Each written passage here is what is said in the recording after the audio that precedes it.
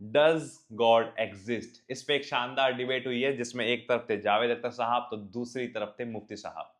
अब डिबेट के बाद लोगों का कहना है कि मुफ्ती साहब ये डिबेट जीत गए, काफी लोग ऐसा मानते हैं, बट आई पर्सनली बिलीव कि जावेद अख्तर साहब इज द विनर। अब आपको मैं अपना पॉइंट ऑफ व्यू बताऊं उससे पहले ये बताना जरूरी है कि I believe in God, even then I believe कि एक एथिस्ट ने ये डिबेट जीती है। देखिए, किसी भी डिबेट को देखने का सबसे पहला प्रिंसिपल है कि आप उस डिबेट को अनबाइज्ड होकर देखिए। मेरा ऐसा मानना है कि ये जो डिबेट थी, it was not a level playing field. इसके तीन कारण हैं। सबसे पहला कारण, जावेद अख्तर साहब पेशे से एक लेखक हैं। उन्होंने अपने जीवन में गॉड को ना मानने की कोई स्टडी नहीं की है। उन्होंने तो बस जो जीवन में एक्सपीरियंस किया उसके बेसिस पे उन्होंने क्वेश्चन किया और उस क्वेश्चन के बेसिस पे उनको लगता है कि गॉड एग्जिस्ट नहीं करते, इसलिए वो एथिस्ट है। वेयर एज जो मुफ्ती साहब हैं, ही इज इस्लामिक स्कॉलर। उन्होंने अपना पूरा जीवन इसी चीज पे व्यतीत किया है कि वो गॉड को समझे। तो ये जो दोनों लोग थे जो जिनके बीच में पार्टिसिपेंट्स जिनके बीच में डिबेट थी, आई थिंक मुफ्ती साहब हैड एन अपर हैंड। दूसरी चीज, जावेद अख्तर साहब की उम्र 80 साल से ज्यादा हो चुकी है। आपके घर में भी बुजुर्ग होंगे, आपको पता होगा कि इस उम्र में आने के बाद इंसान को कुछ चीजें समझने में वक्त लगता है और एक लाइव डिबेट के अंदर उस वक्त का बहुत महत्व है। तो उस लाइव डिबेट में आई थिंक उनको थोड़ा समझने में चीजें वक्त लग रहा था जो मुफ्ती साहब बोल रहे थे, और मुफ्ती साहब बोल भी थोड़ा तेज रहे थे, स्पीड उनकी तेज थी बोलने की। तो आई थिंक उसका भी अपर हैंड मुफ्ती साहब के पास रहा। But even then Javed Akhtar साहब डिड ए ग्रेट जॉब। तीसरी चीज, देखिए, कोई भी हाइपोथेसिस टेस्टिंग, कोई भी चीज आप किसी चीज में, if you believe in God, then God को प्रूव करने का दायित्व तो आपके पास है। कोई भी हाइपोथेसिस टेस्टिंग में किसी चीज को ट्रू तब माना जाता है जब आप उसको प्रूव करते हो, अदरवाइज इट इज फॉल्स।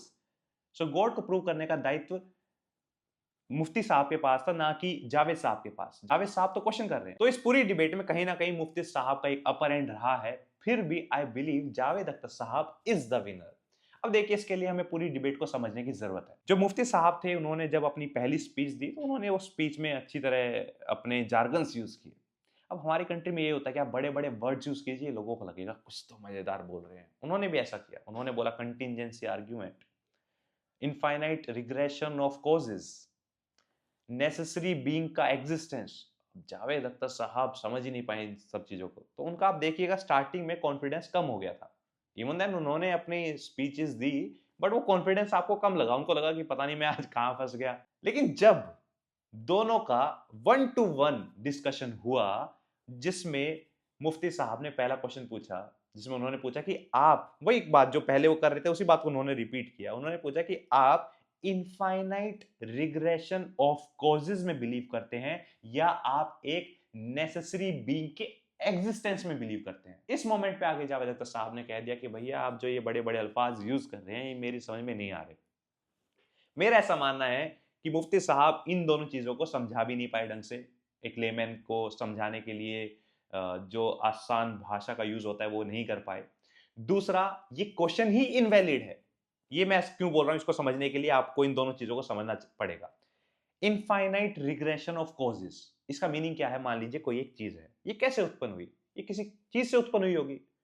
जिस चीज से उत्पन्न हुई है वो चीज कैसे उत्पन्न हुई? वो किसी चीज की वजह से आई होगी एग्जिस्टेंस में।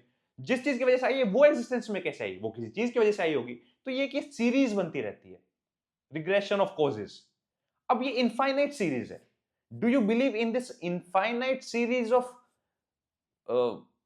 ऑफ रिग्रेशन ऑफ कॉजेस, और यू बिलीव कि ये इनफाइनाइट नहीं है?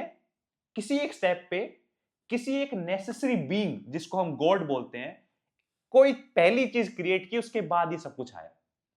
अब देखिए, मैथमेटिक्स के आप सब स्टूडेंट है, इनफाइनाइट कुछ होता नहीं है। इनफाइनाइट में वन ऐड करोगे एक नया नंबर बन जाएगा। मैथमेटिक्स में इनफाइनाइट कुछ होता नहीं है, नेचुरल नंबर नहीं है इनफाइनाइट।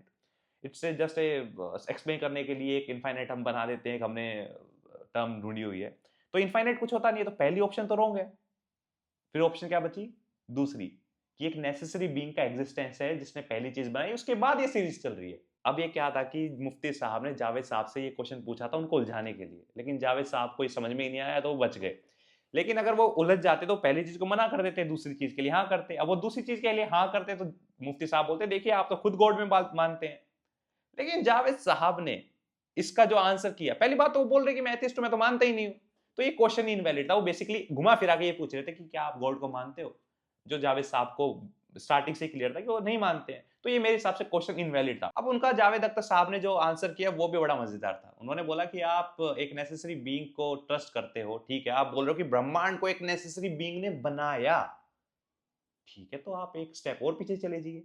आप ये बोलिए कि ये नेसेसरी बीइंग को किसने बनाया, यानी कि गॉड को किसने बनाया। अब मुफ्ती साहब बोल रहे हैं ऐसा थोड़ी होता है, गॉड को कौन बनाएंगे। ठीक है, आप एक पीछे नहीं जा रहे तो एक आगे। आप गॉड के एग्जिस्टेंस को जब माने कि गॉड तो है ही, तो आप ब्रह्मांड के एग्जिस्टेंस को मान लीजिए, एक स्टेप पहले ही मान लीजिए कि ब्रह्मांड तो है ही। ब्रह्मांड को बनाने के लिए गॉड थोड़ी चाहिए, या तो फिर आप गॉड को बनाने के लिए भी कुछ आपको चाहिए। तो आप एजम्पशन नहीं मान रहे हो ना, एक जगह जाके आप रुक रहे हो, तो आप ब्रह्मांड को ही मान लीजिए एजम्पशन में कि ब्रह्मांड तो है ही, हम भी वही मानते हैं। तो इसका मुफ्ती जी के पास आई डोंट थिंक कि कोई ढंग का आंसर था। इसके बाद जावेद जी ने बोला चलो ठीक है, हमने मान लिया कि ब्रह्मांड बनाया गॉड ने, ये बताइए गॉड ब्रह्मांड बनाने से पहले क्या कर रहे थे। तो इस पे मुफ्ती जी नाराज हो गए। उन्होंने ये भी बोला कि हम इस बात का आंसर नहीं करते अगर आप नहीं होते, लेकिन उन्होंने जो आंसर किया मैं उस बात से कहीं भी सहमत नहीं था और ना अभी भी हूं। उन्होंने कहा कि ब्रह्मांड के एग्जिस्टेंस के बाद ही टाइम एग्जिस्टेंस में आया, वरना टाइम एग्जिस्टेंस में था ही नहीं। और दूसरी तरफ उन्होंने बोला कि गॉड टाइमलेस है। अब टाइमलेस का मतलब ये नहीं होता कि कोई चीज जो वहां टाइम नहीं है, टाइमलेस है मतलब टाइम नहीं है वहां, नहीं नहीं नहीं। टाइमलेस का मीनिंग होता है जो जिसका ना कोई आरंभ है ना कोई अंत है, जो हमेशा था हमेशा रहेगा, दैट इज टाइमलेस। तो गॉड इज टाइमलेस, लेकिन बोल रहे हैं कि ब्रह्मांड से पहले टाइम था ही नहीं, लेकिन गॉड इज टाइमलेस। और वैसे टाइमलेस का मीनिंग संस्कृत में टाइमलेस को सनातन बोलते हैं, बहुत लोगों को नहीं पता, वहीं से हमारा धर्म आया, सनातन धर्म।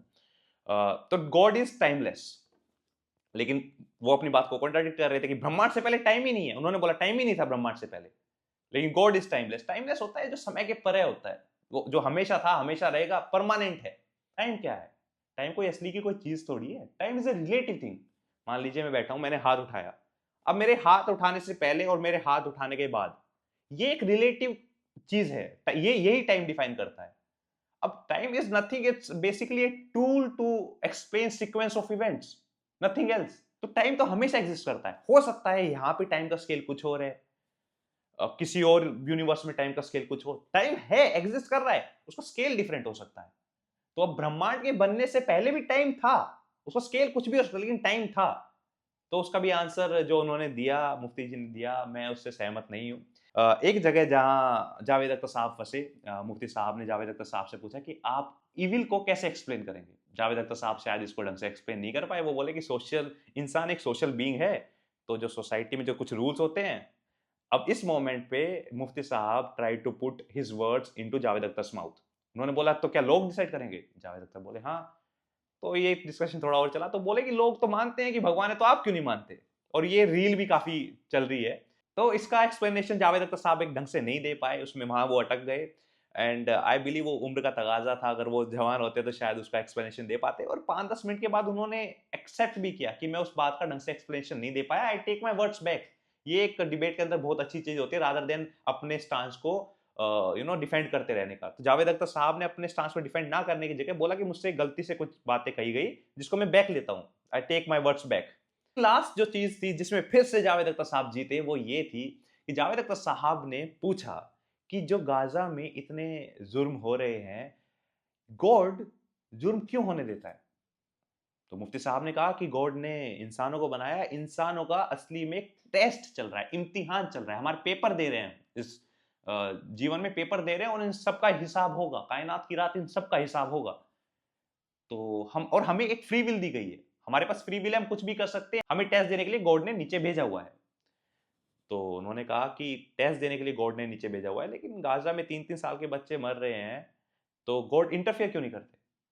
मुफ्ती जी ने बिल्कुल इंटरफेयर नहीं करते, जो जुर्म कर रहा है वो भुगतेगा एक दिन, वो कायनात की रात इन सबके उनके उसको भुगतना पड़ेगा। उन्होंने बोला ठीक है।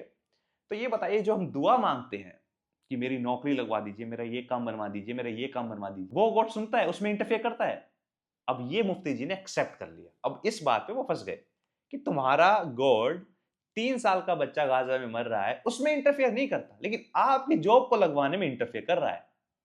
तो इसका भी कोई आंसर मुफ्ती जी के पास नहीं था। ओवरऑल देखा जाए तो it was a great debate. ऐसी डिबेट्स हमारी कंट्री में होती रहनी चाहिए, हमें एंकरेज करनी चाहिए। लेकिन मुझे लगता है कि मुफ्ती साहब थोड़े एनर्जाइज थे, जावेद साहब थोड़ी उम्र के साथ थोड़े से काम भी वैसे भी हैं, और वो थोड़े से काम थे ज़्यादा, तो हमें लगा कि मुफ्ती साहब ये डिबेट जीत गए। उन्होंने बड़े-बड़े जार्गन्स का यूज़ किया, तो हमें लगा कि मुफ्ती साहब ये डिबेट जीत गए। बट आई पर्सनली बिलीव कि जावेद साहब ये डिबेट जीते हैं। आप हो सकता है कि मुझसे सहमति ना रखते हो, बट यही तो डिबेट का मज़ा है कि यू एग्री टू डिसएग्री, और ये होते भी रहना चाहिए, तभी तो डिबेट चलती रहेंगी। So that's it from my side. Keep loving, keep exploring and keep questioning. Thank you.